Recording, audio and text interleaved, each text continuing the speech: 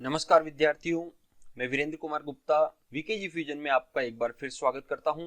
आज हम विलियन पार्ट का चौथा टॉपिक आपके लिए लेकर आए हैं और इस पाठ में आज मुख्यतया हम वाष्पन, संघनन, साम्यावस्था, वाष्प दाब, राउल्ट का नियम, आदर्श तथा अनादर्श विलियन और स्थिर क्वाथी मिश्रण के बारे में जानकारी प्राप्त करेंगे। इन सभी टॉपिकों को आज हम इस लेक्चर में अच्छी तरह से समझ लेंगे। हमारे सभी लेक्चर की पीडीएफ प्राप्त करने के लिए आप मेरे टेलीग्राम चैनल से भी जुड़ सकते हैं। आप टेलीग्राम पर जाकर वीकेजी फ्यूजन सर्च करें और मेरे चैनल से जुड़ जाइए, जहां पर आपको मेरे आने वाले सभी वीडियो की पीडीएफ मिल जाएगी। केमिस्ट्री से संबंधित कई महत्वपूर्ण सामग्री भी आपको वहां पर प्राप्त हो जाएगी। आपको यदि हमारा लेक्चर अच्छा लगता है तो आप चैनल को सब्सक्राइब करें और शेयर जरूर करें तथा लाइक बटन भी जरूर दबाएं। चलिए शुरू करते हैं। देखिए, सबसे पहले हम बात करते हैं कि वाष्पन क्या होता है। वाष्पन की प्रक्रिया समझने के लिए आप ध्यान से देखिए। एक पात्र है जिसमें पानी भरा हुआ है और इसमें पानी के अंदर के जो कण होते हैं वो लगातार गति करते रहते हैं और लगातार गति करते करते वो आपस में भी टकराते हैं और सतह के कणों पर भी टकराते हैं, जिससे सतह के कण टकरा करके और इस पात्र से बाहर निकल जाते हैं और इस प्रकार से वाष्पन की प्रक्रिया संपन्न होती है। आप देख सकते हैं कि कण बाहर निकल रहे हैं और धीरे धीरे सतह के कण बाहर निकलते रहते हैं और धीरे धीरे विलयन की मात्रा कम होती चली जाती है। तो यह प्रक्रिया वाष्पन की प्रक्रिया कहलाती है।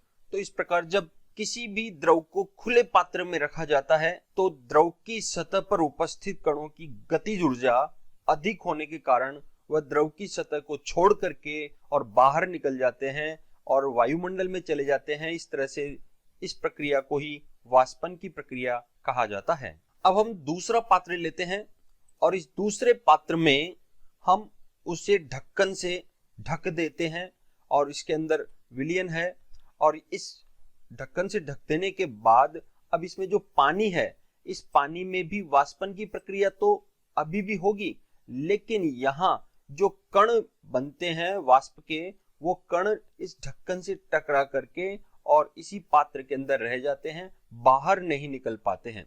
बाहर नहीं निकल पाते हैं तो वहीं के वहीं ये घूमते रहते हैं। तो अब आप ध्यान से समझिए, पहले इस विलयन में कण ज्यादा थे।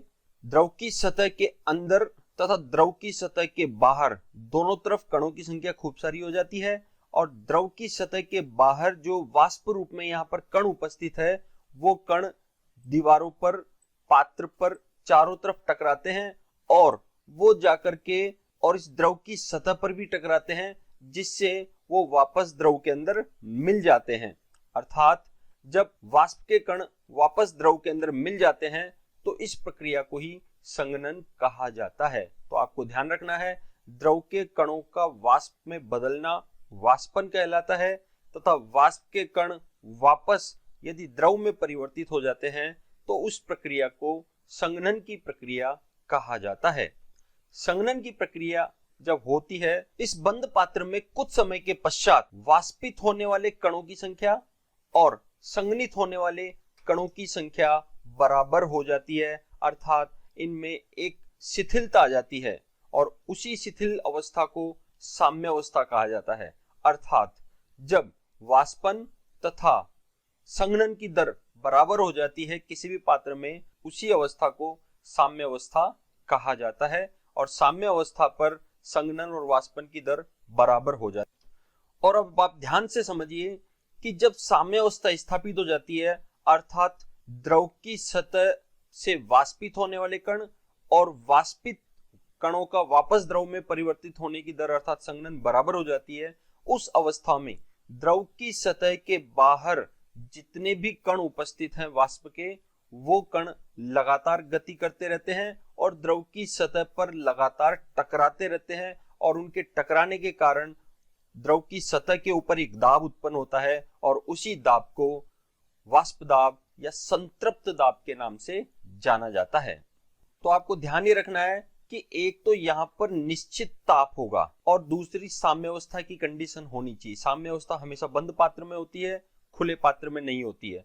तो एक निश्चित ताप तथा साम्यावस्था की परिस्थिति में वाष्प कणों के द्वारा द्रव की सतह के ऊपर जो दाब लगाया जाता है उसे ही वाष्प दाब के नाम से जानते हैं। मैं समझता हूं आपको वाष्पन, संघनन, साम्यावस्था तथा वाष्प दाब चारों अच्छी तरह से क्लियर हो गए होंगे, समझने में आ गए होंगे। यही सोचते हुए आगे की तरफ चलते हैं और अब हम देखते हैं कि वाष्प दाब को कौन कौन से कारक है जो प्रभावित करते हैं। मुख्यतः दो कारकों की बात हम यहाँ पर करेंगे।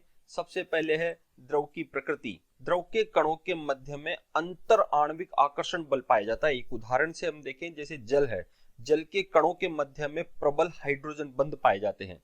अर्थात यदि द्रव के कणों के मध्य में प्रबल अंतर आणविक आकर्षण बल पाया जाता है तो उसकी वाष्पशीलता कम होती है, और यदि अंतर आणविक आकर्षण बल कम होता है तो उसकी वाष्पशीलता ज्यादा होती है। तो अब आपको ध्यान में रखना है कि अंतर आणविक आकर्षण बल कम होने पर वाष्पशीलता ज्यादा होगी, और वाष्पशीलता ज्यादा होगी तो उनके द्वारा लगाए जाने वाला वाष्प दाब भी ज्यादा होगा। एक उदाहरण से हम यहाँ समझ सकते हैं कि यहाँ पर एथेनॉल है और डाई मेथिल ईथर हम लेते हैं, तो एथेनॉल में वाष्प दाब ज्यादा होता है जबकि डाइमेथिल ईथर में वाष्प दाब कम होता है। इसी प्रकार से यदि हम पानी ले लें और पेट्रोल ले लें तो पेट्रोल की वाष्पशीलता ज्यादा है तो उसके वाष्प दाब भी ज्यादा होगा और पानी का वाष्प दाब तुलनात्मक रूप से कम होगा। तो इस प्रकार से पहला द्रव की प्रकृति है, जबकि दूसरा है तापमान। तापमान ज्यादा होने पर द्रव के कणों की गतिज ऊर्जा बढ़ जाती है और गतिज ऊर्जा बढ़ने से उनकी वाष्पशीलता भी बढ़ जाती है। अर्थात ताप बढ़ाने से वाष्प दाब में वृद्धि होती है। तो आपको ये दोनों कारक ध्यान में रखने हैं जो वाष्प दाब को प्रभावित करते हैं।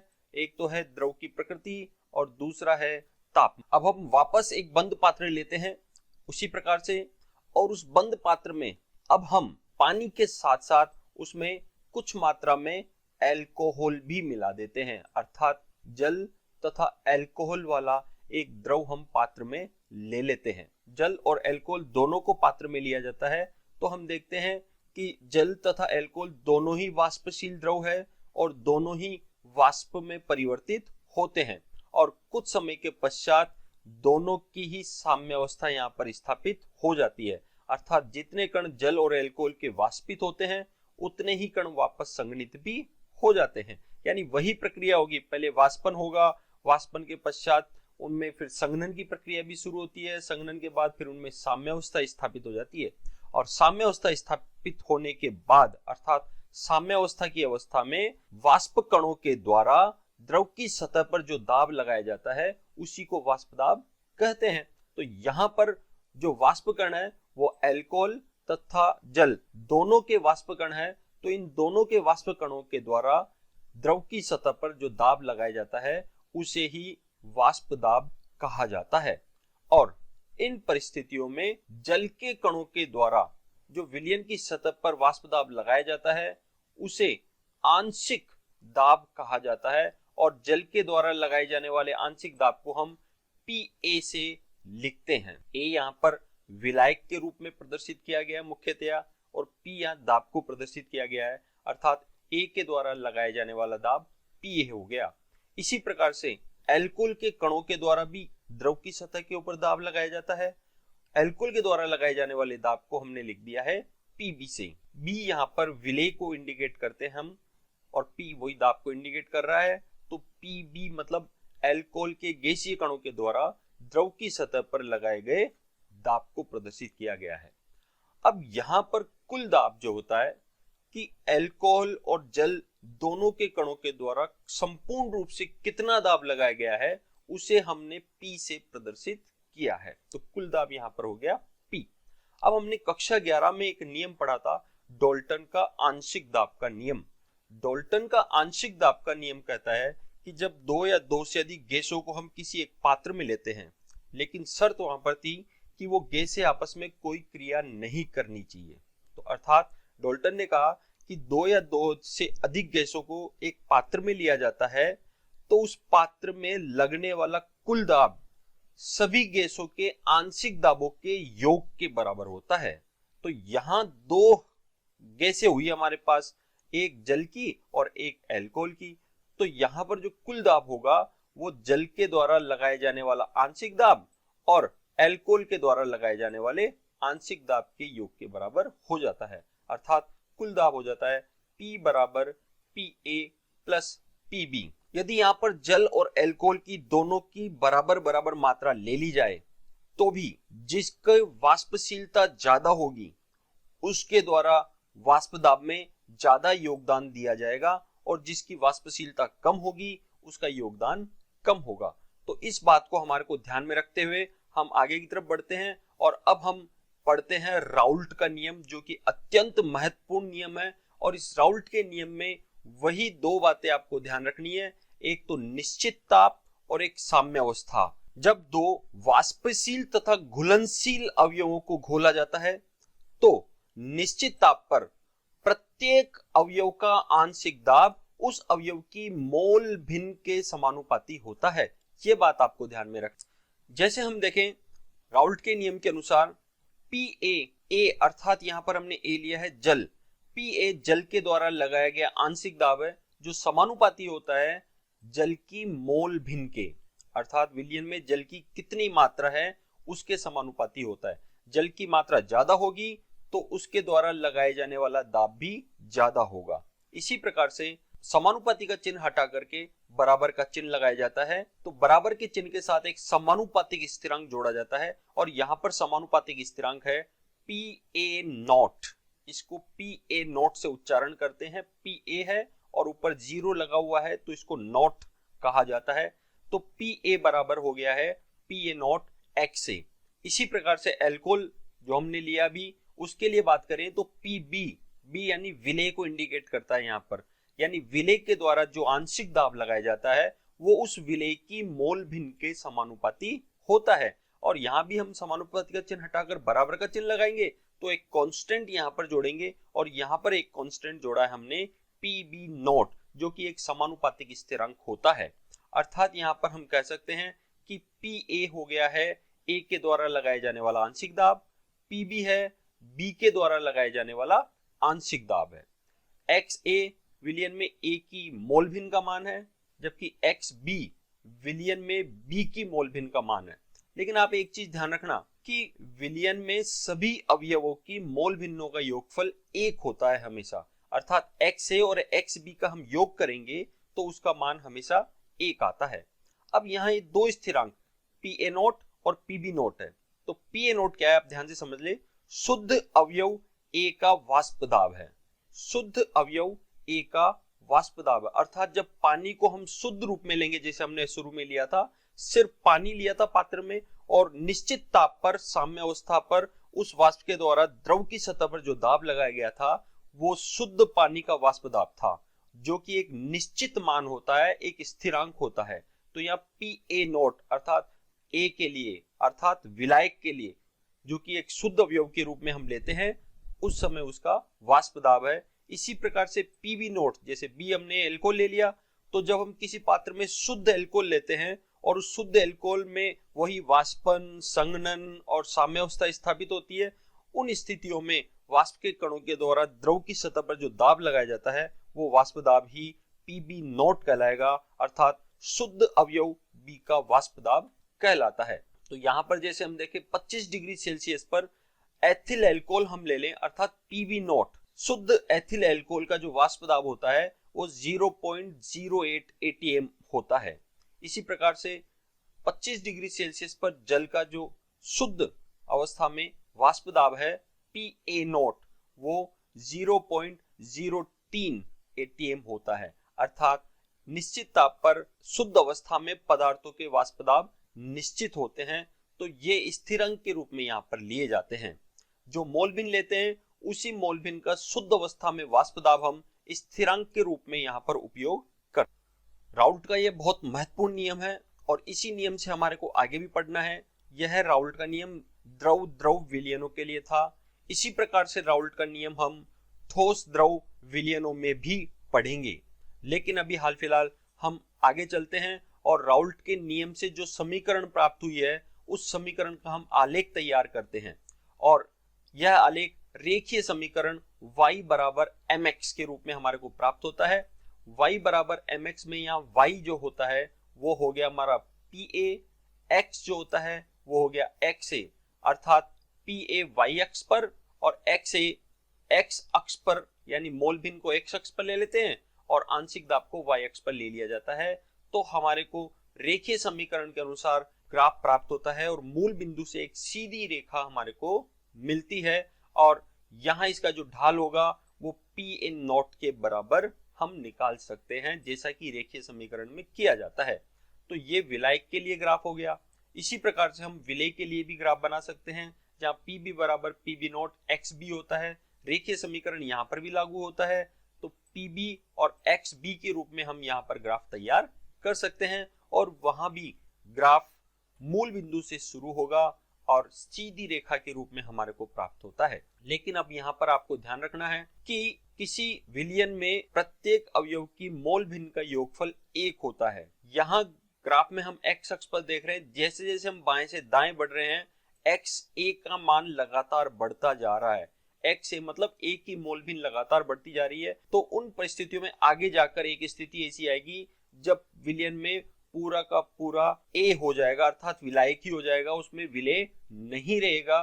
तो उस कंडीशन में जो ये ग्राफ है वो जिस बिंदु पर जाकर के रुकेगा वहां पर जो भी वाष्प दाब होगा वो ही आपका PA नॉट कहलाता है, अर्थात शुद्ध अवस्था में वाष्प दाब, क्योंकि इस जगह पर मोल भिन्न का मान 1 हो गया है। मोल भिन्न का मान 1 होने का अर्थ है कि अब यहाँ पर शुद्ध विलायक है, विलेय यहाँ पर बिल्कुल भी उपस्थित नहीं है। और जब भी शुद्ध विलायक होता है तो उसका वाष्प दाब PA नॉट के द्वारा लिखा जाता है, जैसा कि हमने अभी देखा था।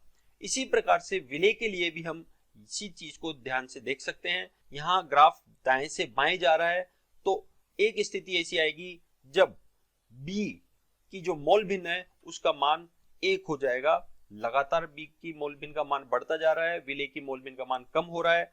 तो जिस स्थान पर B की मोल भिन्न का मान 1 हो जाता है उस स्थान पर जो वाष्प दाब होगा वो PB नॉट कहलाएगा, अर्थात B का शुद्ध अवस्था में वाष्प दाब कहलाता है। तो इस प्रकार से ग्राफ के द्वारा हम इन सभी को समझ सकते हैं। अब हम डाल्टन के आंशिक दाब के नियम का उपयोग करते हुए कुछ समीकरण का निर्माण करते हैं। हमारे को पता है कि डाल्टन का जो आंशिक दाब का नियम है वो होता है P बराबर PA प्लस PB, क्योंकि हम दो ही अवयव ले रहे हैं A और B, इसीलिए हमने यहाँ PA प्लस PB किया है। यदि 3 अवयव होते तो PA plus PB plus PCB हम कर सकते थे। हाल फिलहाल यहाँ PA और PB का योगफल कुल दाब के बराबर होता है और हमारे को पता है राउल्ट के नियम से PA बराबर होता है PA नॉट XA, इसी प्रकार से PB बराबर होता है PB नॉट XB। ये दोनों मान हमारे को राउल्ट के नियम में प्राप्त हुए हैं। तो अब यहाँ PA और PB के मान डाल्टन के आंशिक दाब के नियम में रख देते हैं, अर्थात PA और PB का मान समीकरण में रखते हैं, तो हमारे को समीकरण प्राप्त हो जाती है P बराबर PA नॉट XA, ये तो PA का मान आ गया। इसी प्रकार से PB का मान हो गया PB नॉट XB। लेकिन जैसा कि मैंने आपको बताया कि XA और XB की मोल भिन्नों का योगफल हमेशा 1 होता है, ये बात आपको ध्यान में रखनी है। तो अब यहाँ पर हम XA की वैल्यू निकाल सकते हैं। तो XA की वैल्यू कैसे निकालेंगे? XB को हम बराबर की दूसरी तरफ लेके जाएंगे तो वो माइनस में चला जाएगा और हमारे को वैल्यू प्राप्त होगी XA बराबर 1 माइनस XB। तो ये वैल्यू हमारे को XA की प्राप्त हो जाती है। तो इस समीकरण में हम XA की वैल्यू यहाँ पर रख सकते हैं और जब XA की वैल्यू यहाँ पर रखेंगे तो हमारे को समीकरण कुछ इस प्रकार से प्राप्त होगी P बराबर PA नॉट 1 माइनस XB, अर्थात यहाँ हमने XA का मान रख दिया है, प्लस PB नॉट XB अपनी जगह ऐसे कैसे उपस्थित है। अब यहाँ पर क्योंकि ब्रैकेट के अंदर 1 माइनस XB है और ब्रैकेट के बाहर PA नॉट है, तो इस PA नॉट को अंदर वाली संख्या से गुणा करते हैं। जब हम इसको 1 से गुणा करते हैं तो PA नॉट ही प्राप्त होगा और XB से गुणा करते हैं तो माइनस PA नॉट XB हमारे को मिलता है। तो इस प्रकार से ये वैल्यू हम यहाँ पर रख सकते हैं गुणा करने के बाद। PB नॉट और XB अपनी जगह है। अब आपकी सुविधा के लिए मैं सिर्फ यहाँ पर जो minus P A naught X B है उसको मैं इस साइड लेके जा रहा हूं ताकि प्लस वाला इधर हो जाए और माइनस वाला इधर हो जाए, बाकी और कोई चेंजेस इसके अंदर नहीं किया जा रहा है। तो P B naught X B हो गया और minus P A naught X B मैंने यहां पर लिख दिया है। अब इन दोनों में हम देखें तो एक्स बी कॉमन है, अर्थात विलेय की मोल भिन्न यहां पर कॉमन आ रही है, तो एक्स बी को हम समीकरण में कॉमन ले सकते हैं और उसे ब्रैकेट के बाहर रख करके P B naught minus P A naught हम ये समीकरण तैयार कर सकते हैं। तो हमारे पास समीकरण हो जाती है फाइनल P बराबर P A naught plus X B जो कॉमन आ गया है और ब्रैकेट में P B naught minus P A naught. तो इस तरह से ये समीकरण तैयार हो जाती है जहां से हम कुल दाब की गणना कर सकते हैं। और कुल दाब की गणना करने के लिए आपको तीन चीजें कम से कम दी होगी, दोनों अवयवों के शुद्ध अवस्था में वाष्प दाब दिए होंगे और एक्स बी की मोल भिन्न यहां पर दी हुई होगी। लेकिन अब यहां पर समस्या ये आती है कि एक्स ए का मान हमने यहाँ पे रख दिया, अब एक्स भी बोलता है भाई मैंने क्या पाप किया है, मेरा मान भी तो रख के देखो क्या दिक्कत है। तो हम वो भी करके देख लेते हैं। यानी उस कंडीशन में एक्स बी की वैल्यू क्या होगी, तो एक्स बी बराबर होता है 1 माइनस एक्स ए, यहीं से हम निकाल लेंगे। अब एक्स बी की वैल्यू निकालेंगे तो एक्स ए को बराबर के दूसरी तरफ लेके चले जाएंगे, वो माइनस में आ जाएगा। तो इस प्रकार से एक्स बी बराबर 1 माइनस एक्स ए हो जाता है। और उसी प्रकार से समीकरण में हम एक्स बी का मान यहाँ पर रखेंगे। एक्स बी का मान रखने पर यहाँ पर P B naught 1 minus X A हमारे को ये प्राप्त होगा। और उसी प्रकार से फिर पी बी नॉट को ब्रैकेट में उपस्थित संख्या से गुणा करते हैं, गुणा करने पर हमारे को P B naught minus P B naught X A मिल जाता है। अब यहाँ पर भी वही बात है, एक तो P A naught X A हो गया और minus P B naught X A हो गया। यहाँ पर एक्स ए कॉमन आ रहा है, तो यहाँ पर पी बी नॉट अपनी जगह पर है, जबकि P A naught X A और minus P B naught X A में दोनों में एक्स ए यहाँ पर कॉमन आ गया है। तो कॉमन आ गया है तो इसको हम बाहर लिख लेते हैं। तो सबसे पहले हम लिख लेते हैं पी बी नॉट अपनी जगह आ गया है और दोनों में एक्स ए यहाँ पर कॉमन हमने ले लिया है और फिर हमने बाकी की संख्या P A naught minus P B naught यहाँ पर लिख दी है। तो इस प्रकार से यहाँ पर भी हमारे को एक समीकरण प्राप्त हो जाती है। यहाँ पर कुल दाब प्राप्त करने के लिए आपको शुद्ध ए और बी के वाष्प दाब के मान तो दिए हुए होंगे, साथ में मोल भिन्न ए का मान आपको दिया हुआ होगा। तो इस प्रकार से हम कुल दाब की गणना इन सूत्रों के द्वारा कर सकते हैं, जो कि अत्यंत महत्वपूर्ण है और परीक्षा में अक्सर इनसे संबंधित न्यूमेरिकल पूछ लिए जाते हैं। अब हम आगे एक टॉपिक और छोटा सा है कि वाष्प प्रावस्था में संगठन। क्योंकि हमने देखा है कि ये पात्र हमने लिया और इस पात्र में यहाँ द्रव भरा हुआ था, तो इस द्रव में के संगठन को तो अपन ने मोल भिन्न से प्रदर्शित कर लिया है, लेकिन जो इनकी वाष्प यहाँ पर मौजूद थी उन वाष्प में भी उनका एक निश्चित अनुपात होता है और उस निश्चित अनुपात को ज्ञात करने के लिए हम यहाँ पर वाष्प प्रावस्था में संगठन देख रहे हैं। तो वाष्प प्रावस्था में संगठन यहाँ पर हम देखें तो इसके लिए एक परिभाषा हमारे को ध्यान में रखनी पड़ेगी कि विलयन में किसी अवयव का आंशिक वाष्प दाब तथा विलयन के कुल दाब का जो अनुपात होता है उससे ही हम वाष्प अवस्था में संगठन ज्ञात कर सकते हैं। तो बड़ा आसान सा सूत्र है। तो हम देखते हैं यदि A का वाष्प अवस्था में यहाँ पर, क्योंकि यहाँ A के अवयव भी है और यहाँ पर B के अवयव भी है, तो A का कितना संगठन यहाँ पर उपस्थित है तो उसको हमने लिखा है YA से। यहाँ पर हमने A अर्थात विलयन में A और B का संगठन देखा था तो उसके लिए हमने लिखा था XA और XB, लेकिन वाष्प अवस्था में जो अवयवों का संगठन है उसके लिए हम यहाँ काम में ले रहे हैं YA को, अर्थात YA यहाँ पर हो गया A का वाष्प अवस्था में संगठन, जिसके लिए A के द्वारा लगाए जाने वाला आंशिक दाब तथा कुल दाब यहाँ पर हम लेते हैं। तो यहाँ पर YA बराबर PA जो कि A का आंशिक दाब है अपॉन PA प्लस PB, अर्थात ये कुल दाब को यहाँ पर प्रदर्शित करता है, या हम इसको लिख सकते हैं PB अपॉन P, P यहाँ पर कुल दाब है। तो इस प्रकार से इस अनुपात के द्वारा हम वाष्प अवस्था में A के अवयव की गणना कर सकते हैं और इसी प्रकार से B के अवयव की गणना करने के लिए YB बराबर हो जाएगा PB upon PA plus PB, अर्थात वही अपॉन में तो कुल दाब ही आना है और ऊपर PB अर्थात B के द्वारा लगाए जाने वाला आंशिक दाब है, तो PB अपॉन P। तो ये सूत्र है जिसके द्वारा हम आसानी से वाष्प प्रावस्था में संगठन ज्ञात कर सकते हैं। अब आपको ये चीज देखनी है कि यहाँ पर हमने देखा कि द्रव अवस्था में संगठन था, उसको तो हमने मोल भिन्न से लिखा है, वाष्प अवस्था में संगठन को हमने YA और YB से लिखा है, और दोनों में ही इनके अनुपात अलग अलग होते हैं। यहाँ पर YA वाष्प अवस्था में विलायक का संगठन है, YB वाष्प अवस्था में विलेय का संगठन होता है, जबकि PA विलायक का वाष्प दाब है और PB विलेय का वाष्प दाब है, जबकि P यहाँ पर कुल दाब है। तो इस प्रकार से हम वाष्प प्रावस्था में संगठन ज्ञात कर सकते हैं। अब हम तुलना करते हैं राउल्ट का नियम जो हमने पढ़ा है और हेनरी का नियम जो गैस द्रव विलयन में हमने पढ़ा था, कि राउल्ट का नियम हेनरी के नियम की विशेष परिस्थिति के रूप में होता है। इसको हम समझने की कोशिश करते हैं। हम जानते हैं राउल्ट का नियम विलायक के लिए जैसे PA बराबर PA नोट XA आया, जबकि हेनरी का नियम P बराबर KHX हमारे को प्राप्त हुआ था। दोनों में बहुत अधिक समानता है।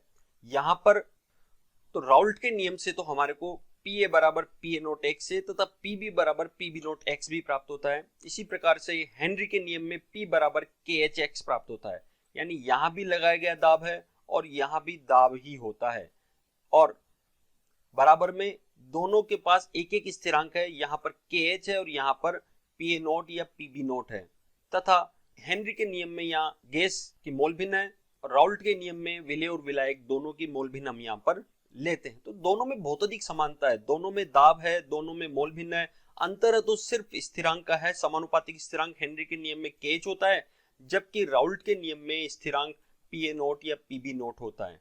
यदि मान लीजिए किसी भी स्थिति में यदि ये दोनों स्थिरांकों के मान सेम हो जाते हैं, एक जैसे हो जाते हैं, तो उस कंडीशन में राउल्ट का नियम हेनरी के नियम का जैसा ही हो जाता है, दोनों एक जैसे हो जाते हैं। इसीलिए राउल्ट के नियम को हेनरी के नियम की एक विशेष परिस्थिति के रूप में भी हम देखते हैं। और मुख्यतः अब आपको विशेष ध्यान देना है कि जब विशेष सांद्रता के लिए हम बात करते हैं, तो विशेष सांद्रता पर विलेय आदर्श तरीके से हेनरी के नियम की पालना करता है, जबकि उसी सांद्रता पर विलायक आदर्श तरीके से राउल्ट के नियम की पालना करता है। ये बात आपको ध्यान रखनी है कि विशेष सांद्रता के लिए विलेय तो हेनरी के नियम की पालना करता है, जबकि विलायक राउल्ट के नियम की पालना मुख्य रूप से करता है। अब हम राउल्ट के नियम के आधार पर विलयनों का वर्गीकरण, जो कि हमने इसी चैप्टर के शुरुआत में देख लिया था एक बार, कि वे सभी विलयन जो राउल्ट के नियम की सभी ताप और सांद्रताओं पर पालना करते हैं वो आदर्श विलयन कहलाते हैं, और जो राउल्ट के नियम की सभी ताप और सांद्रताओं पर पालना नहीं करते हैं उन्हें अनादर्श विलयन कहते हैं। और अनादर्श विलयन भी दो प्रकार के थे, राउल्ट के नियम से धनात्मक विचलन प्रदर्शित करने वाले और राउल्ट के नियम से ऋणात्मक विचलन प्रदर्शित करने वाले विलयन। तो इन चारों के बारे में हमने वर्गीकरण के रूप में पहले देख लिया है। इन्हें एक एक करके हम पढ़ते हैं। सबसे पहले हम बात करते हैं आदर्श विलयनों की। तो आदर्श विलयन, जैसा कि हमने पहले पढ़ा है कि वे विलयन जो सभी ताप तथा सांद्रताओं पर राउल्ट के नियम की पालना करते हैं उन्हें आदर्श नियम कहा जाता है। तो आदर्श विलयनों में हमारे को चार स्थितियां विशेष रूप से देखने को मिलती है, जिससे हम पहचान सकते हैं कि वो आदर्श विलयन है और राउल्ट के नियम का पालन कर रहे हैं। सबसे पहली बात तो राउल्ट का जो नियम है उन नियमों की वो पूरी पालना करना चाहिए, अर्थात PA के द्वारा लगाया जाने वाला वाष्प दाब PA नोट XA के बराबर होना चाहिए। इसी प्रकार से PB बराबर PB नोट XB होना चाहिए, अर्थात ये समीकरण बराबर होनी चाहिए। इसका मतलब वो राउल्ट के नियम की पालना कर रहा है। इसके अलावा दूसरी बात कि विलयन में ऊष्मा का न तो उत्सर्जन होना चाहिए और न ही अवशोषण होना चाहिए, अर्थात एंथैल्पी परिवर्तन जो हो रहा है उसका कुल मान शून्य यहाँ पर होना चाहिए। कोई एंथैल्पी परिवर्तन उस विलयन में नहीं होना चाहिए जब तो वो आदर्श विलयन है, अदरवाइज आदर्श विलयन नहीं है। इसी प्रकार से आयतन में परिवर्तन शून्य होना चाहिए, अर्थात डेल V मिक्स बराबर शून्य होना। इसका मतलब क्या है, जैसे हम 50 ml अल्कोहल और 50 ml पानी ले लें और दोनों को मिला दें, तो दोनों को मिलाने के बाद विलयन का जो पूरा आयतन है वो 100 ml होना चाहिए, अर्थात 50 + 50 बराबर 100, यानी इसमें कोई अंतर नहीं आना चाहिए। यदि मान लीजिए 50 + 50 करने के बाद यदि 101 या 99 रह जाता तो आयतन में परिवर्तन शून्य नहीं होता। लेकिन यदि जितना हमने विलेय और विलायक लिया है उन दोनों को जोड़ने पर हमारे को कुल विलयन प्राप्त हो रहा है, तो उसका मतलब यह है कि आयतन में परिवर्तन यहाँ पर शून्य है, और जब भी आयतन में परिवर्तन शून्य होगा वो आदर्श विलयन होगा। इसी प्रकार से यदि विलेय और विलायक हमने मिलाने के पश्चात उनमें न तो ऊष्मा का अवशोषण हो रहा है और न ही ऊष्मा का उत्सर्जन हो रहा है, कुछ भी नहीं हो रहा है, तो एंथैल्पी परिवर्तन वहां पर शून्य हमारे को प्राप्त हो रहा है। और चौथी स्थिति में हमने ये पहले पढ़ लिया है कि ए बी अर्थात विलेय और विलायक जब हम मिला देते हैं तो उनके बीच में आसंजक बल लग जाता है।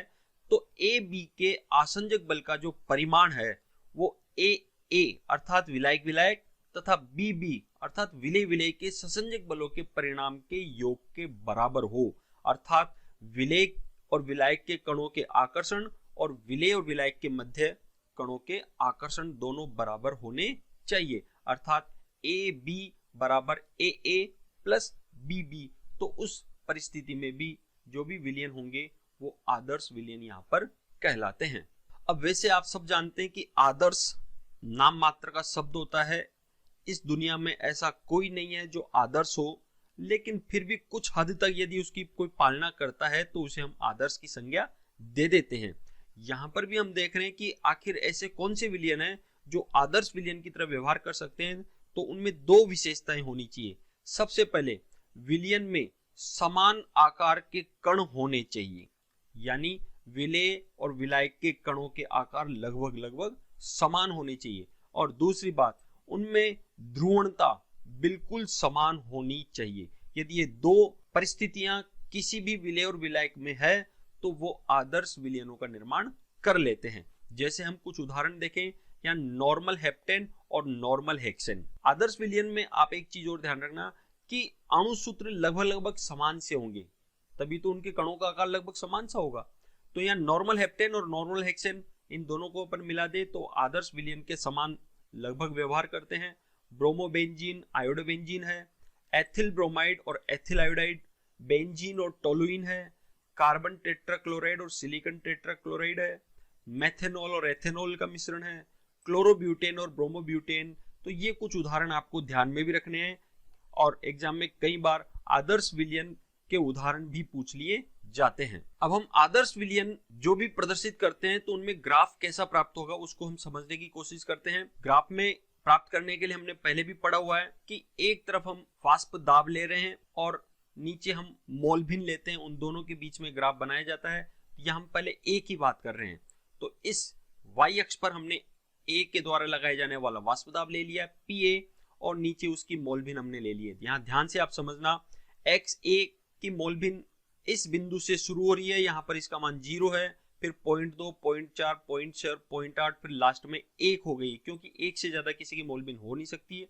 मोल भिन्न 1 होने का मतलब हो गया वो शुद्ध अवस्था में प्राप्त हमारे को हो गया है। अब हम यदि ग्राफ बनाते हैं तो उसी प्रकार से हमारे को मूल बिंदु से एक सीधी रेखा प्राप्त हो जाती है। अब इस ग्राफ में ये जो मूल बिंदु से हमारे को आलेख प्राप्त हुआ है, यह आलेख राउल्ट के नियम की पालना करता है और यहाँ Pa बराबर Pa0 XA हमारे को प्राप्त होता है। और जहां पर लास्ट में XA बराबर 1 प्राप्त होता है, अर्थात जहां पर मोल भिन्न का मान 1 हो गया है, A शुद्ध अवस्था में प्राप्त हो गया है, तो उस जगह पर जो भी वाष्प दाब प्राप्त होगा वो वाष्प दाब शुद्ध अवस्था में वाष्प दाब अर्थात Pa0 हमारे को प्राप्त होता है। इसी प्रकार से हम बात करें B के लिए, तो इधर y अक्ष पे हमने B का दाब ले लिया है और नीचे XB उसकी मोल भिन्न हम ले लेते हैं। यहां पर भी हम देख रहे हैं कि मोल भिन्न XB इस बिंदु पर यहाँ पर 0 है और दाएं से बाएं लगातार बढ़ रहे हैं, तो इसका मान लगातार बढ़ता जा रहा है और इस बिंदु पर आकर के B की मोल भिन्न का मान 1 हो जाता है और इस जगह पर इसके द्वारा जो दाब प्राप्त होगा वो PB0 प्राप्त होगा। देखते हैं यहाँ जो ग्राफ प्राप्त होता है वो सीधी रेखा के रूप में प्राप्त होता है और ये भी राउल्ट के नियम की पालना करता है, अर्थात PB बराबर PB0 XB यहाँ पर हमारे को मिलता है।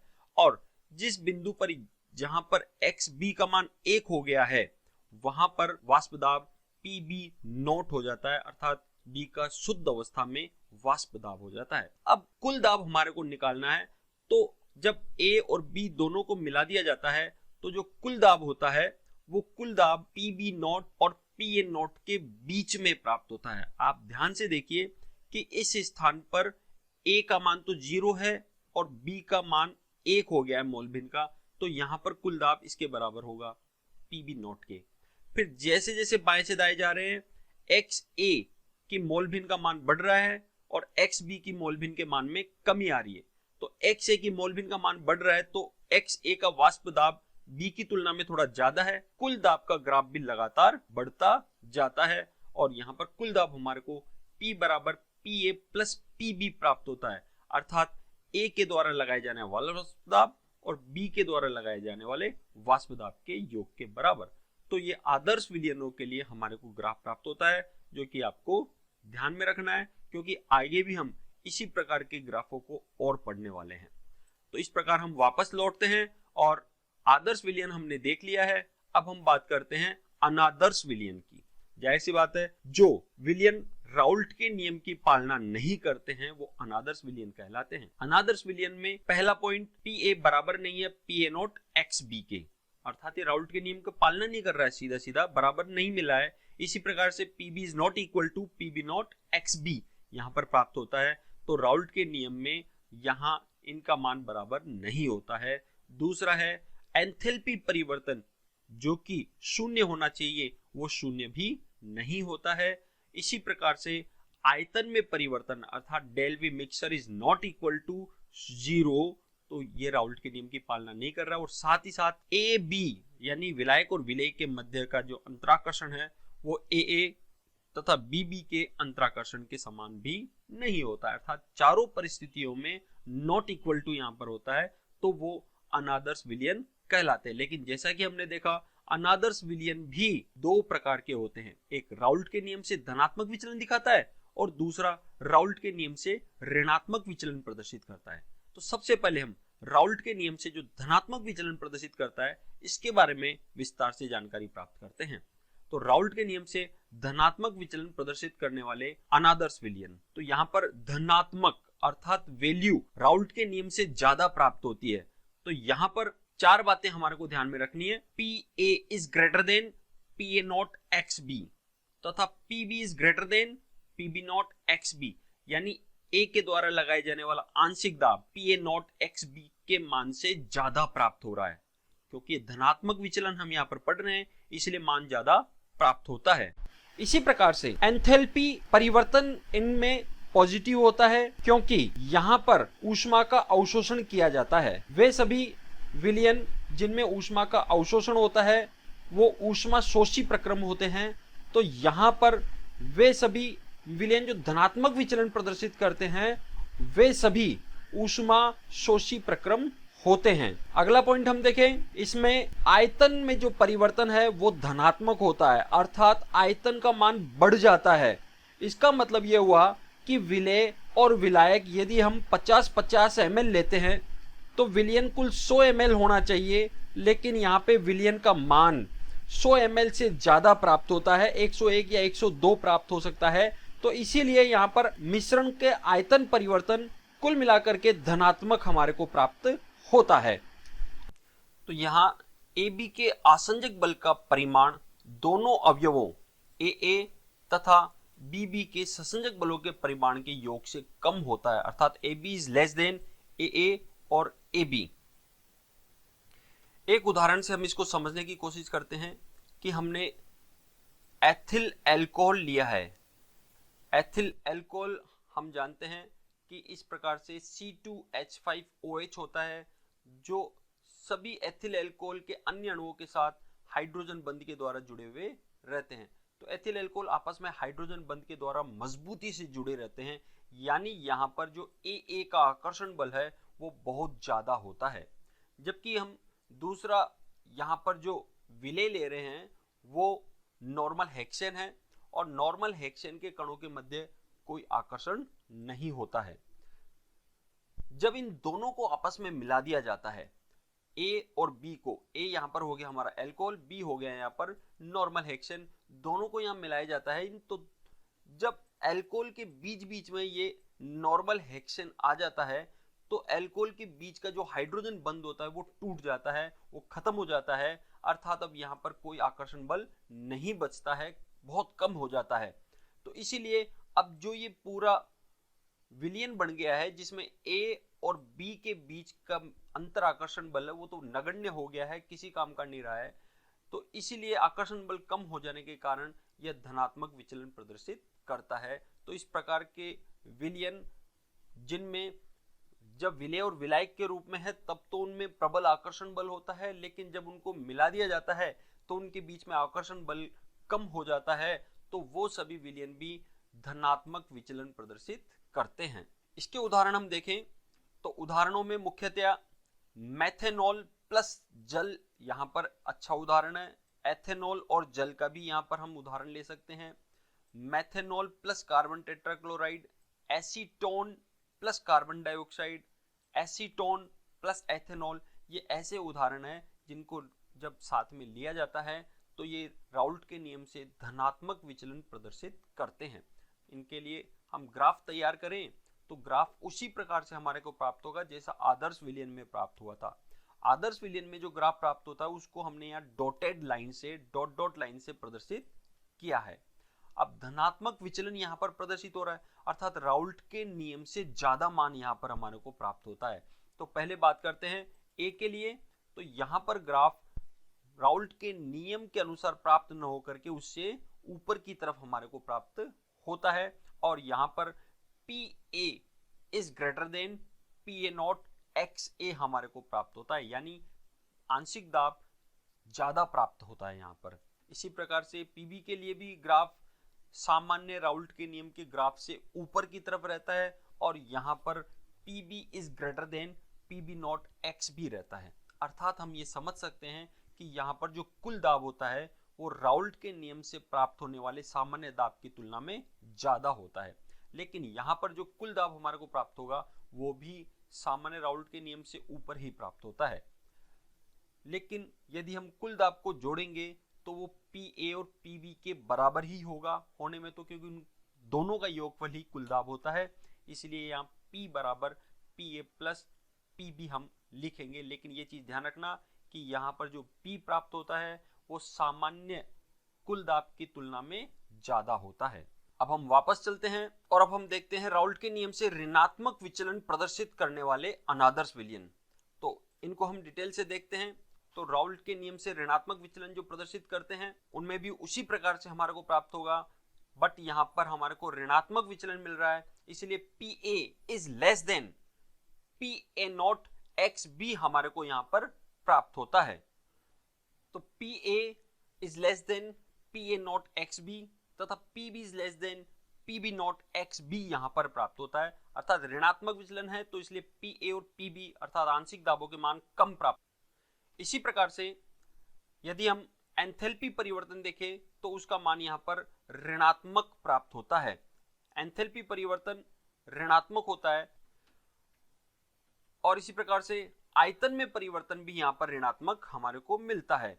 ऋणात्मक मिलने का मतलब ये हुआ कि जब हम विलय और विलायक को मिलाते हैं तो जो कुल आयतन है वो उन दोनों के आयतन से भी कम प्राप्त होता है। इसी प्रकार से एंथैल्पी परिवर्तन यहाँ पर ऋणात्मक मिला है, इसका मतलब है कि ये ऊष्मा क्षेपी प्रक्रम होता है, अर्थात ऊष्मा पात्र को छोड़ करके और बाहर चली जाती है। और साथ ही साथ यहाँ पर ए बी का जो आकर्षण बल है अर्थात विलायक और विलेय के मध्य जो अंतराकर्षण होता है वो विलेय तथा विलायक दोनों के अलग अलग अंतराकर्षण की तुलना में ज्यादा होता है। तो कुछ उदाहरण यहाँ पर हम देखें। क्लोरोफॉर्म एसीटोन का उदाहरण है। एसीटोन और एनिलीन का भी उदाहरण हम यहाँ पर ले सकते हैं। क्लोरोफॉर्म और बेंजीन को मिलाने पर भी वो ऋणात्मक विचलन प्रदर्शित करता है। जल और हाइड्रोक्लोरिक अम्ल तथा मेथेनॉल और एसिटिक अम्ल ये सभी ऋणात्मक विचलन प्रदर्शित करते हैं। एक उदाहरण से हम देखने की कोशिश करते हैं कि हम यहाँ पर क्लोरोफॉर्म CHCl3 तथा एसीटोन ले लेते हैं। क्लोरोफॉर्म के बीच में पहले कोई अंतराकर्षण नहीं होता है प्रबल, जबकि एसीटोन के मध्य में भी कोई प्रबल अंतराकर्षण नहीं पाया जाता है। अर्थात जब ये अलग अलग होते हैं तो इनके अंतराकर्षण के मान दुर्बल होते हैं। लेकिन जब इन दोनों को एक साथ मिला दिया जाता है, विलेय और विलायक के रूप में इनको ले लिया जाता है, तो इन दोनों के मध्य में प्रबल हाइड्रोजन बंध का निर्माण हो जाता है, जैसा कि आप चित्र में देख सकते हैं। तो जब इनके मध्य प्रबल हाइड्रोजन बंध बन जाता है, ये मजबूती से जुड़ जाते हैं, तो यहाँ पर हम बोल सकते हैं कि AB का जो आकर्षण है वो AA और BB की तुलना में ज्यादा होता है। और आकर्षण ज्यादा होने के कारण ही ये बिल्कुल नजदीक आ जाते हैं, और नजदीक आने के कारण इनके आयतन में भी कमी हो जाती है। और साथ ही साथ क्योंकि विलेय और विलायक के मध्य आकर्षण ज्यादा है, तो निकलने वाली ऊष्मा का मान भी ज्यादा होगा, अर्थात ये ऊष्माक्षेपी प्रक्रम होता है। इसीलिए कुल एंथैल्पी परिवर्तन यहाँ पर नेगेटिव हो जाता है। ऋणात्मक विचलन प्रदर्शित करने वाले यौगिकों में भी यदि ग्राफ बनाया जाए तो उसी प्रकार से ग्राफ हमारे को प्राप्त होगा। सामान्य रूप से आदर्श विलयन के अनुसार जो ग्राफ होता है उसमें अब ग्राफ नीचे की तरफ टिल्टेड रहता है। तो यहां पर हम XA के लिए, विलायक के लिए ग्राफ देख रहे हैं, तो ग्राफ राउल्ट के नियम से आदर्श विलयन की तुलना में नीचे की तरफ प्राप्त होता है, अर्थात ऋणात्मक हमारे को प्राप्त होता है। और यहां पर जो PA है वो लेस देन होगा PA नॉट XA के। इसी प्रकार से B के लिए ग्राफ हम देखें तो B के लिए हमारे को PB is less then PB not XB प्राप्त होता है, और कुल दाब जो होगा वो भी सामान्य दाब की तुलना में कम प्राप्त होता है। लेकिन लिखने में P बराबर PA प्लस PB ही आएगा, क्योंकि कुल दाब का योगफल तो PA और PB के बराबर ही होता है। लेकिन वास्तविकता में जितना मान प्राप्त होना चाहिए उससे कम हमारे को यहाँ पर प्राप्त होता है। और हम अब अपने अगले टॉपिक पर चलते हैं। अब हम देखते हैं एक सामान्य सा डिफरेंसेस कि आदर्श और अनादर्श विलयन भी जो दो प्रकार के धनात्मक विचलन और ऋणात्मक विचलन में अंतर क्या है बेसिक। तो आप यहाँ पर देख सकते हैं कि आदर्श विलयन में PA बराबर PA नॉट XA है, जबकि PB बराबर PB नॉट XB है। जबकि धनात्मक विचलन में यह PA is greater then PA not XB तथा PB is greater then PB not XB हो जाता है। और ऋणात्मक विचलन में यह मान PA not is less then PA not XB और PB is less then PB not XB होता है। इसी प्रकार से कुल एंथैल्पी का मान आदर्श विलयनों में शून्य होता है, जबकि धनात्मक विचलन प्रदर्शित करने वालों में पॉजिटिव और ऋणात्मक विचलन प्रदर्शित करने वालों में यह नेगेटिव वैल्यू होता है। और सेम टू सेम आयतन में परिवर्तन में होता है। आदर्श विलयन में आयतन में परिवर्तन शून्य होता है, जबकि धनात्मक विचलन प्रदर्शित करने वालों में पॉजिटिव और ऋणात्मक विचलन प्रदर्शित करने वालों में यह नेगेटिव होता है। साथ ही साथ जो अंतराकर्षण होता है, AB अंतराकर्षण का मान AA और BB अंतराकर्षण के समान होता है तो वो आदर्श विलयन है। और यदि AB अंतराकर्षण का मान कम और AA और BB अंतराकर्षण का मान ज्यादा है तो वो धनात्मक विचलन करने वाले हैं। और यदि AB अंतराकर्षण का मान ज्यादा जबकि AA और BB के मध्य के अंतराकर्षण का मान कम हो तो वो राउल्ट के नियम से ऋणात्मक विचलन प्रदर्शित करने वाले होते हैं। अब विशेष रूप से एक बात और आपको इसमें ध्यान रखनी है कि वे सभी विलयन जो आदर्श विलयन होते हैं वो स्थिर क्वथनांकी विलयनों का निर्माण नहीं करते हैं, जबकि जो राउल्ट के नियम से धनात्मक विचलन दिखाते हैं वो न्यूनतम क्वथनांकी स्थिर क्वाथी मिश्रण बनाते हैं, जबकि जो राउल्ट के नियम से ऋणात्मक विचलन दिखाते हैं वो अधिकतम क्वथनांकी स्थिर क्वाथी मिश्रणों का निर्माण करते हैं। अब आपके दिमाग में सवाल आ रहा होगा ये स्थिर क्वाथी मिश्रण क्या होते हैं, तो हम इन्हीं को डिटेल से पढ़ लेते हैं कि स्थिर क्वाथी मिश्रण क्या है। स्थिर क्वाथी मिश्रण को एजियोट्रोपिक मिश्रण या एजियोट्रोप्स के नाम से भी जानते हैं। हमने पढ़ा है कि जब हम दो या दो से अधिक घुलनशील वाष्पशील विलयनों का द्रवों का विलयन बनाते हैं तो वो वाष्प अवस्था में भी परिवर्तित होते हैं, यानी वो द्रव अवस्था में भी है और उनका एक अनुपात वाष्प अवस्था में भी होता है। द्रव अवस्था में जो अनुपात था उसको हमने मोल भिन्न के रूप में अर्थात x के रूप में लिखा था, और वाष्प अवस्था में जो उनका संगठन है वो उसको हमने y के रूप में लिखा था। लेकिन हर विलयनों में x का संगठन और y का संगठन समान नहीं होता है, अर्थात विलयन में द्रवों का संगठन और वाष्प अवस्था में उनका संगठन समान नहीं होता है। लेकिन अब हम ऐसे विलयनों के बारे में पढ़ रहे हैं जिनका द्रव तथा वाष्प दोनों अवस्थाओं में संगठन निश्चित होता है, उनका अनुपात निश्चित होता है। अर्थात वे द्विघटकीय मिश्रण अर्थात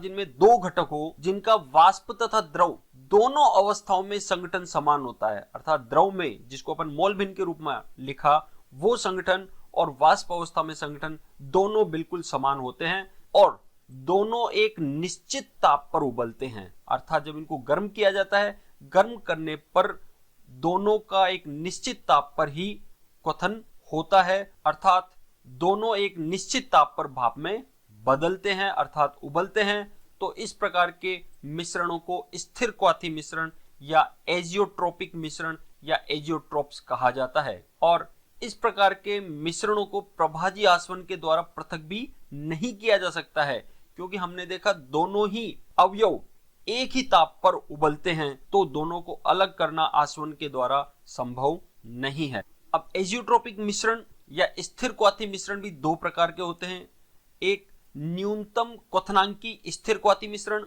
और दूसरा अधिकतम क्वथनांकी स्थिर क्वाथी मिश्रण। अब नाम से पता चल रहा है, न्यूनतम क्वथनांकी अर्थात वे मिश्रण जिनका क्वथनांक उनके अवयवों के क्वथनांक से भी कम होता है, अर्थात उनके घटकों के क्वथनांक से भी कम होता है, तो उनको न्यूनतम क्वथनांकी स्थिर क्वाथी मिश्रण कहा जाता है। और जिनका क्वथनांक अपने घटकों के क्वथनांक से अधिक होता है, उनको कहा जाता है अधिकतम क्वथनांकी स्थिर क्वाथी मिश्रण। इसके उदाहरण अभी हम देखेंगे। और दूसरा अंतर दोनों में है कि न्यूनतम क्वथनांकी स्थिर क्वाथी मिश्रण वे मिश्रण बनाते हैं जो राउल्ट के नियम से धनात्मक विचलन प्रदर्शित करते हैं। अर्थात जो भी राउल्ट के नियम से धनात्मक विचलन प्रदर्शित करते हैं, वे सभी न्यूनतम क्वथनांकी स्थिर क्वाथी मिश्रण होते हैं, बशर्ते वो एक निश्चित एजियोट्रोप अनुपात में हो। यानी उनका जब निश्चित अनुपात लिया जाता है तो ही वो न्यूनतम क्वथनांकी स्थिर क्वाथी मिश्रण के रूप में प्रदर्शित होते हैं। इसी प्रकार से वे सभी मिश्रण जो राउल्ट के नियम से ऋणात्मक विचलन प्रदर्शित करते हैं, वे अधिकतम क्वथनांकी स्थिर क्वाथी मिश्रणों का निर्माण करते हैं। तो हम यहाँ उदाहरण में भी उन सभी यौगिकों को ले सकते हैं। जैसे न्यूनतम क्वथनांकी स्थिर क्वाथी मिश्रण में वे सभी उदाहरण आ जाएंगे जो राउल्ट के नियम से धनात्मक विचलन दिखाते हैं, जैसे नॉर्मल हेक्सेन और ethanol, chloroform plus ethanol, acetone plus ethanol धनात्मक विचलन प्रदर्शित करते हैं राउल्ट के नियम से, और ये सभी न्यूनतम क्वथनांकी स्थिर क्वाथी मिश्रण भी बनाते हैं। इसी प्रकार से जो राउल्ट के नियम से ऋणात्मक विचलन प्रदर्शित करते हैं, उनके उदाहरणों में हम देख सकते हैं कि क्लोरोफॉर्म प्लस एसीटोन है, एथेनोइक एसिड प्लस पिरिडीन है, क्लोरोफॉर्म प्लस बेंजीन है। तो ये सभी राउल्ट के नियम से ऋणात्मक विचलन प्रदर्शित करते हैं। तो न्यूनतम क्वथनांक स्थिर क्वाथी मिश्रण में इनका क्वथनांक तो कम होता है, लेकिन इनका वाष्प दाब ज्यादा होता है। इसी प्रकार से अधिकतम क्वथनांक स्थिर क्वाथी मिश्रण में क्वथनांक अधिक होगा, लेकिन इनका जो वाष्प दाब होता है वो कम होता है। हम उदाहरण देखते हैं। न्यूनतम क्वथनांक स्थिर क्वाथी मिश्रण और अधिकतम क्वथनांक स्थिर क्वाथी मिश्रण में सबसे पहले हम बात करते हैं वाटर तथा एथेनॉल, अर्थात जल और एथेनॉल हम यहाँ पर लेते हैं। और उनका एजियोट्रोपिक जो संगठन होता है वो होता है कि पानी 4.43% हो और इथेनॉल 95.57% हो। ये ध्यान रखना है, जब पानी और एथेनॉल इसी अनुपात में होते हैं तो उसे एजियोट्रोप संगठन कहते हैं, और यह इसी अनुपात में न्यूनतम क्वथनांक स्थिर क्वाथी विलयन की तरह व्यवहार करता है। हम जानते हैं पानी का जो क्वथनांक होता है वो 373 केल्विन होता है, जबकि एथेनॉल का क्वथनांक 351.3 केल्विन होता है। और जब इन दोनों को एजियोट्रोप संगठन के रूप में यानी इस अनुपात में मिला दिया जाता है, तो इन दोनों को मिलाने पर जो प्राप्त विलयन होता है उसका क्वथनांक 351.1 केल्विन रह जाता है। अर्थात जो दोनों अवयव है उनके क्वथनांकों से भी कम क्वथनांक हमारे को विलयन का यहाँ पर प्राप्त होता है, इसीलिए इसे न्यूनतम क्वथनांकी स्थिर क्वाथी मिश्रण कहते हैं। दूसरा उदाहरण हम क्लोरोफॉर्म और इथेनॉल का ले सकते हैं। 33% क्लोरोफॉर्म और 67% यदि इथेनॉल को लेते हैं तो उसे एजियोट्रोप संगठन हम कहेंगे, और इसी अनुपात में लेते हैं तब हमारे को न्यूनतम क्वथनांक स्थिर क्वाथी मिश्रण प्राप्त होता है। इसमें पानी का क्वथनांक 334 केल्विन है, जबकि एथेनॉल का क्वथनांक 351.3 केल्विन होता है, लेकिन जब इन दोनों को निश्चित अनुपात में मिला दिया जाता है तो प्राप्त मिश्रण का क्वथनांक 332.3 केल्विन होता है, जो इन दोनों से भी कम होता है। तो ये दो उदाहरण मुख्यतः हमारे को न्यूनतम क्वथनांक की स्थिर क्वाथी मिश्रण के ध्यान में रखने हैं। और अब हम बात करते हैं अधिकतम क्वथनांक की स्थिर क्वाथी मिश्रण की। अधिकतम क्वथनांक की स्थिर क्वाथी मिश्रण में पानी और हम HNO3 ले रहे हैं, जिसमें 32% पानी और 68% HNO3 हम लेते हैं। यह एक निश्चित अनुपात है जिसे एजियोट्रोप संगठन या अनुपात कहते हैं। पानी का क्वथनांक वही 373, जबकि HNO3 का क्वथनांक 359 केल्विन होता है, 359 केल्विन होता है। लेकिन जब इन दोनों को इस निश्चित अनुपात में मिलाया जाता है तो प्राप्त मिश्रण का क्वथनांक इन दोनों अवयवों के क्वथनांक से भी ज्यादा प्राप्त होता है, और यहां पर हमें प्राप्त होता है 393.5 केल्विन। और एक अंतिम उदाहरण हम और देखते हैं पानी प्लस HI का, जिसमें पानी 43% और HI 57% लिया जाता है। पानी का क्वथनांक वही 373 केल्विन होता है, जबकि HI का क्वथनांक 239 अर्थात 239 केल्विन होता है। लेकिन जब इन दोनों को एजियोट्रोप संगठन में मिलाया जाता है तो प्राप्त विलयन का क्वथनांक 400 केल्विन हो जाता है। तो इस प्रकार से ये अधिकतम क्वथनांक की स्थिर क्वाथी मिश्रण होते हैं। तो इस प्रकार से आज का टॉपिक हमारा समाप्त होता है। यदि आपको चैप्टर अच्छा लगा है तो इसे लाइक जरूर करें, और आप कमेंट बॉक्स में अपने कमेंट भी दे सकते हैं, हम आने वाले वीडियो में और इम्प्रूवमेंट कर सकें। आपका बहुत बहुत धन्यवाद।